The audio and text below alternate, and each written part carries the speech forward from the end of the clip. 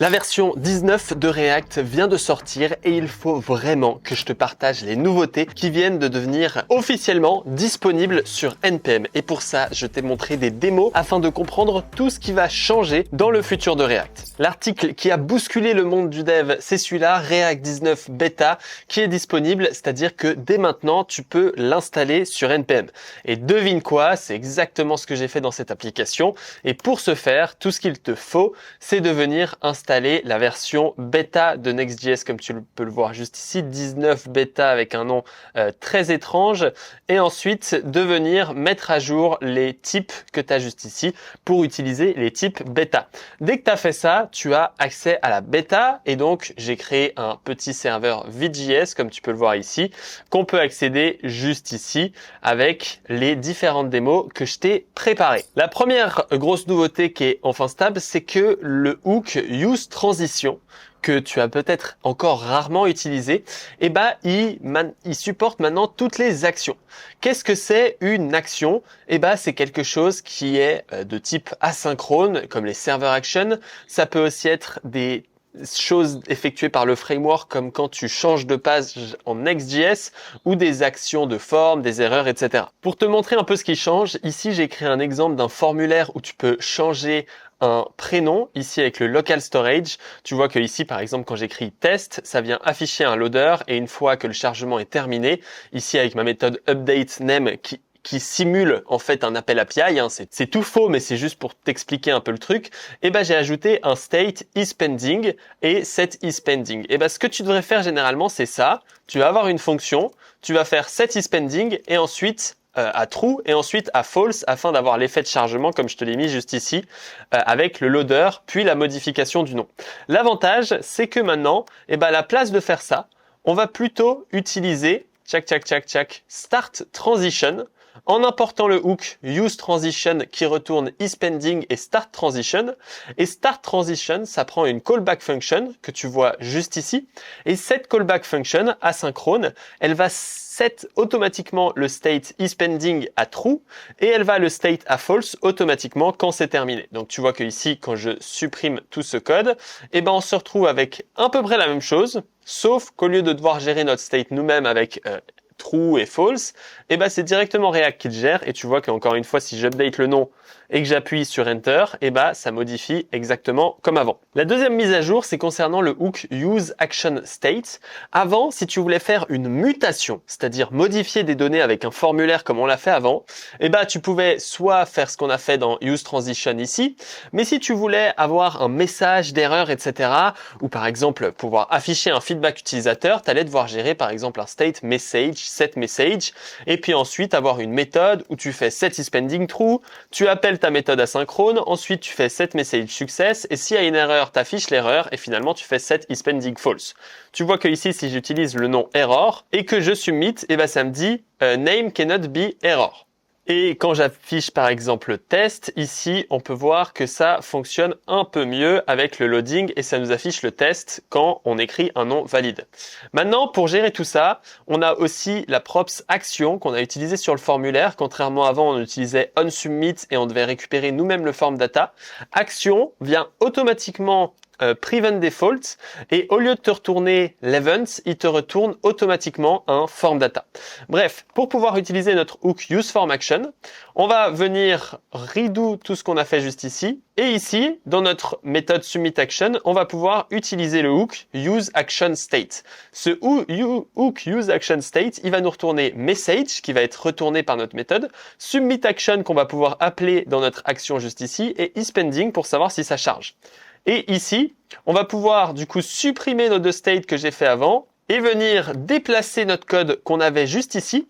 Et au lieu de venir set un state, on va tout simplement return ce qu'on a envie de mettre dans message. Donc là, je retourne success ou name cannot be error. Ensuite, je peux supprimer la méthode que j'ai fait juste avant. Et maintenant, tu vois que j'ai le même résultat avec mon useActionState, juste que ça tient en un seul hook. Et là, quand j'affiche Jean, ça affiche le loader, ça écrit success parce que c'est ce que je retourne ici et c'est ce que j'affiche ici.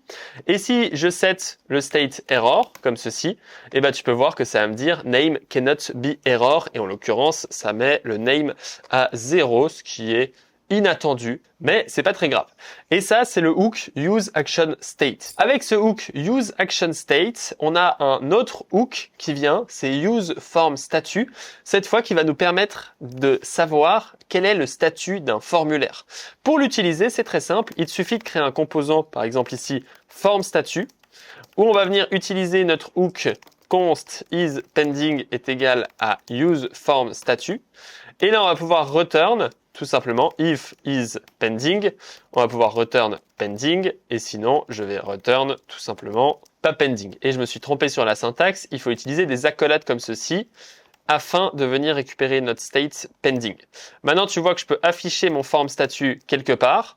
Et là, tu vois que ça me dit pas pending, en sachant que ce form statut, il faut à tout prix l'afficher dans un formulaire, parce que ça utilise une sorte de contexte de formulaire, si on veut. Et là, quand je vais écrire test et submit, tu peux voir que ça affiche pending, puis ça repasse en pas pending.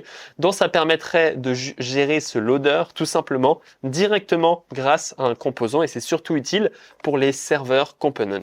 Et maintenant, si on a envie d'avoir une application encore plus réaliste et de ne pas attendre que le loader soit terminé pour modifier l'interface utilisateur, on peut utiliser le nouveau hook useOptimistic qui va nous permettre de venir modifier l'interface avant que la modification soit totalement faite. Si on veut ce hook qui fonctionne assez simplement, on va avoir un parent qui passe une props, par exemple name ici, à un child.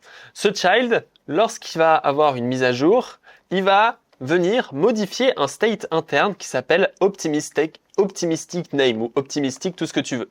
Quand il modifie ce state, ça va venir mettre à jour uniquement cette valeur qui est juste ici. Et dès que la mise à jour va être faite, tu vas avoir deux cas. Enfin, tu vas de toute façon provoquer un re-render du parent, par exemple en invalidant un cache. Le parent, il va venir changer la valeur de name ou il va venir re-render, ce qui va provoquer une modification ici de la props, et lui qui va prendre cette props en paramètre, et ben il va automatiquement être mis à jour avec la props.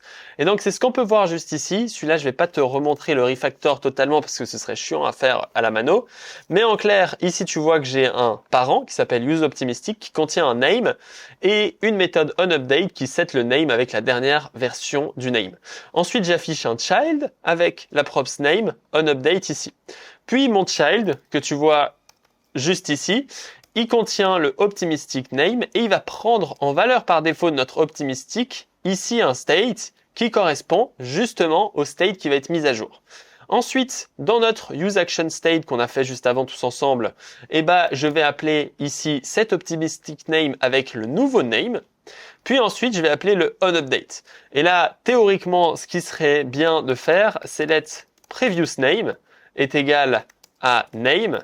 Et dans le cas d'une erreur, je viens set optimistic name avec le previous name parce qu'on aurait une erreur. Et c'est ce que je pense j'ai peut-être oublié juste avant. Et donc, maintenant, si je t'affiche dans application useOptimistic, tu peux voir que là, le nom c'est test. Si je remplace ce nom par exemple, Melvin, tu peux voir que là, ça met le nom Melvin et pendant quelques secondes, ça charge. Alors, je vais augmenter le temps de chargement simulé juste ici. Tu peux voir que ici, lors de la mise à jour, je viens afficher le optimistic name et je viens l'afficher en texte neutral, ici qu'on va passer à 600 pour vraiment voir la mise à jour. Donc là, par exemple, je vais passer à Jean. Tu peux voir que là, le name, il sort de blink, mais il est déjà mis à jour. Donc, on a l'impression que la mise à jour s'est bien passée. Et ensuite, qu'est-ce qui se passe quand on a une erreur? Avec ce que je viens de faire juste avant, tu vas voir que là, il charge, mais lorsqu'il va y avoir l'erreur, on va retourner à l'ancien state de Jean et on va afficher l'erreur. Et donc, ça va nous permettre de facilement mettre à jour l'interface. Et ça, c'est très utile, par exemple, quand tu as une to-do list et que tout est lié à un serveur.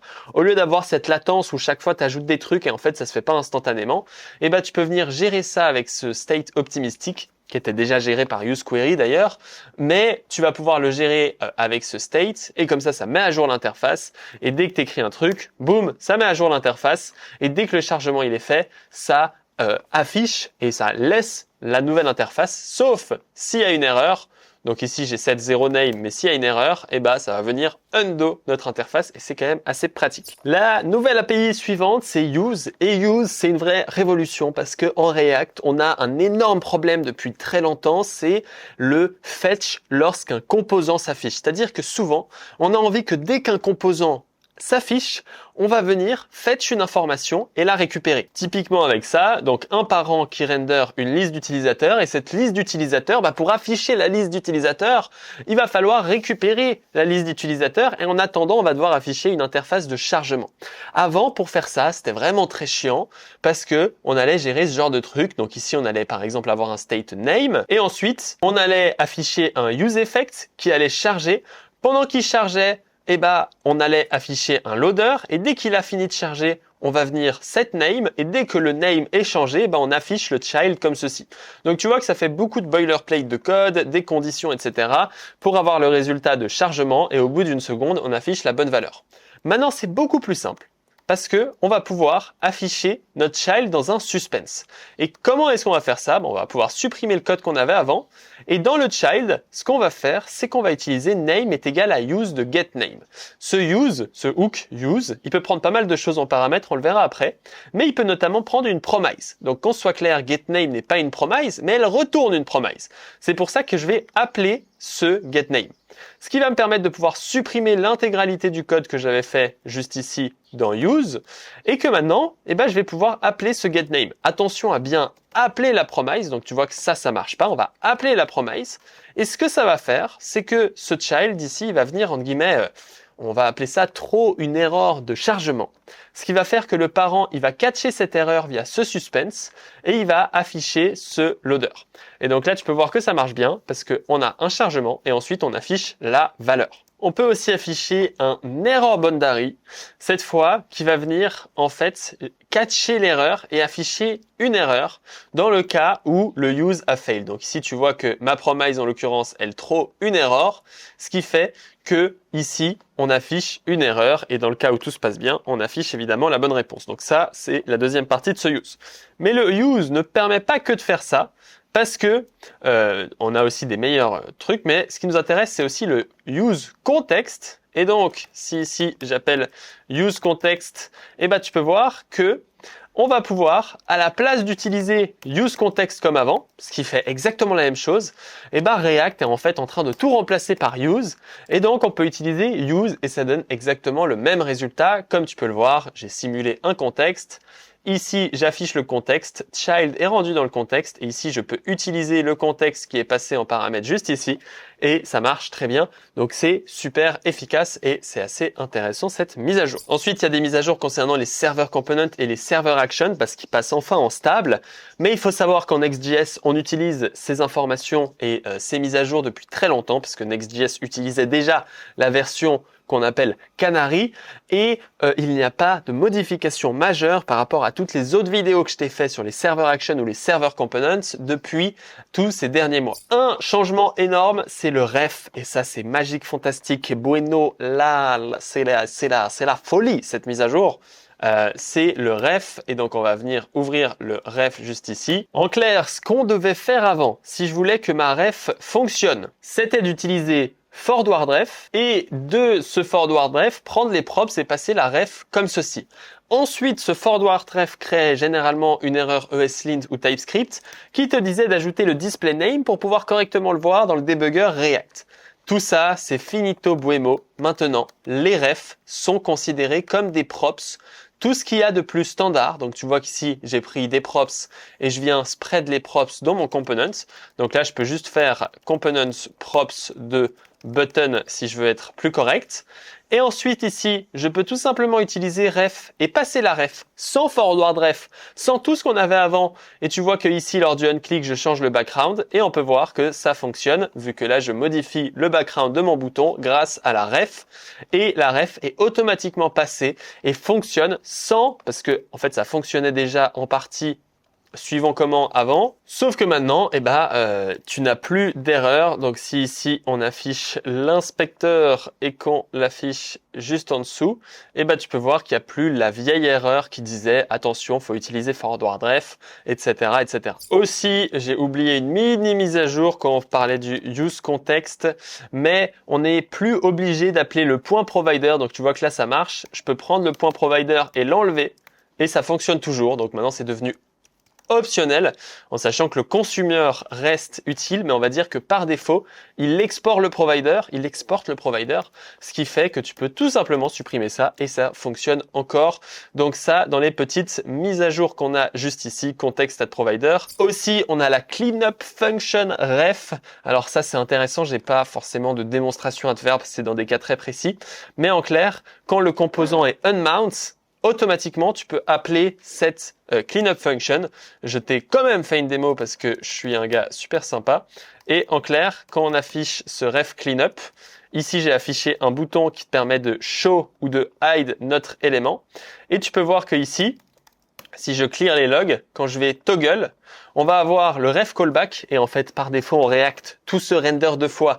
C'est pour ça qu'on a le ref callback, on a le cleanup puis on a le ref callback. Donc tu vois qu'ici on a ref avec une arrow function qui est passée en paramètre ref callback et je return ref cleanup comme ceci.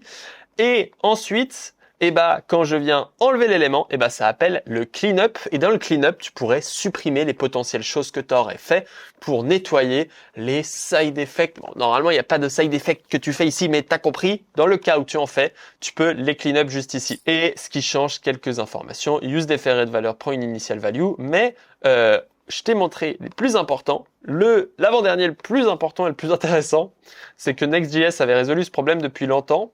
Mais maintenant, on va pouvoir générer des documents metadata n'importe où dans le DOM. Donc, tu vois que document metadata ici, je lui ai affiché un title. Et avant, ce que React faisait, c'est qu'il ignorait cette balise en disant je sais pas qu'est-ce que t'es en train de faire, mais de toute évidence, t'es en train de faire des conneries. Maintenant, tu peux voir qu'il a enlevé la balise du DOM, comme tu peux le voir juste ici, et il l'a déplacée dans la head. Et de la même manière, si ici j'affiche un meta avec ici description, new description, et que je save, tu peux voir que le meta, ici, il apparaît dans la balise head, et à aucun moment, dans mon paragraphe juste ici. Donc ça, c'est assez pratique quand tu utilises pas Next.js de pouvoir gérer tes titles ici. Après, à voir comment il gère l'ordre. Donc si ici, je génère un child qui va venir override le title comme ceci avec override title et que je viens appeler ce child juste ici, en dessous de mes éléments, on peut voir qu'est-ce qui s'est passé avec notre child. C'est qu'on a un title ici, ensuite on a new title et ensuite on a un troisième title. Donc là on se retrouve avec 3 titles. Autant dire que c'est pas forcément la meilleure idée, mais ça fonctionne, donc c'est quand même intéressant. Et aussi concernant les liens, tu peux les afficher comme ceci. Les liens, tu peux les afficher comme ceci avec différents paramètres et tu peux aussi afficher des async scripts. Donc on peut dire que React est en train de devenir Next.js par défaut, ou Next.js avait préparé ce que React allait faire, où les employés de Vercel sont en train d'introduire les trucs qu'ils ont fait dans Next.js, dans React. C'est juste fantastique.